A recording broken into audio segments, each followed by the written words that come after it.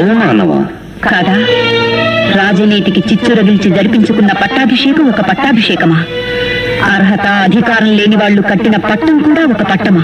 రాజనీతి వేరు, రాజకీయం వేరు. రాజకీయాల్లో న్యాయాన్యాయాలు లేవు. రాజనీతి పురాణాల్లో పదిలంగా ఉంటుంది. రాజకీయం రాజుల జీవనాడుల్లో ప్రవహిస్తూ ఉంటుంది.